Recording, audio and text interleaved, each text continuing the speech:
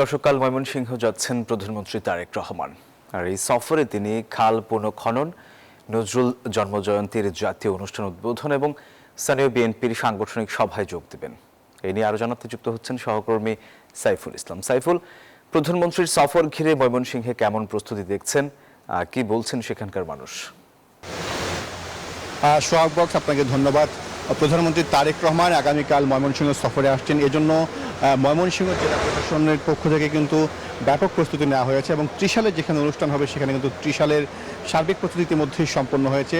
মঞ্চ নির্মাণ হয়েছে এবং যেখানে মূল অনুষ্ঠানটি হবে সেখানে কিন্তু এই মুহূর্তে শেষ মুহূর্তের কাজ চলছে এবং জাতীয় কবি কাজী নজরুল ইসলামের ১২৭তম জন্মবর্ষ উপলক্ষে প্রধানমন্ত্রী তারেক রহমান তিনি আগামীকাল এখানে দুপুর ২টার সময় তিনি এখানে আসবেন এবং ২টার সময় এসে তিনি বিকাল ৩টায় মূলত এখানে ৩ দিনব্যাপী যে জন্মজয়ন্তী অনুষ্ঠান সেটি উদ্বোধন করবেন এবং এর আগে প্রধানমন্ত্রী তারেক রহমান দুপুর ১২টার সময় ত্রিশালের ধরার খালের যে পুনঃখনন কাজ সেটি উদ্বোধন করবেন এবং এরপরে বিকাল ৫টায় কিন্তু প্রধানমন্ত্রী তারেক রহমান ময়মনসিংহ উত্তর, দক্ষিণ এবং মহানগর বিএনপির যারা নেতাকর্মী রয়েছেন তাদের সাথে কিন্তু মত বিনিময় করবেন এবং এই ময়মনসিংহ বিএনপির বর্তমান যে সার্বিক অবস্থা সেটি তিনি জানবেন এবং ময়মনসিংহের যে সার্বিক বর্তমান পরিস্থিতি সেটি তিনি কিন্তু অবহিত হবেন। এবং প্রধানমন্ত্রী তারেক রহমানের এই সফর ঘিরে আইনশৃঙ্খলা পরিস্থিতি কিন্তু কঠোর নিরাপত্তা ব্যবস্থা জোরদার করেছে র্যাব, পুলিশের পাশাপাশি সাদা পোশাকে যা গোয়েন্দা পুলিশ তারাও কিন্তু তৎপর রয়েছে প্রধানমন্ত্রীর আগমনকে নির্বিঘ্ন করার জন্য এবং একটি নিশ্ছিদ্র নিরাপত্তা ব্যবস্থা দেওয়ার জন্য।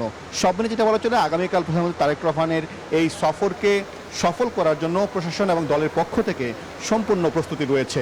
এই ছিল আমার কাছে ত্রিশাল থেকে সর্বশেষ। ফিরে যাচ্ছি স্টুডিওতে। সাইফুল, আপনাকে ধন্যবাদ।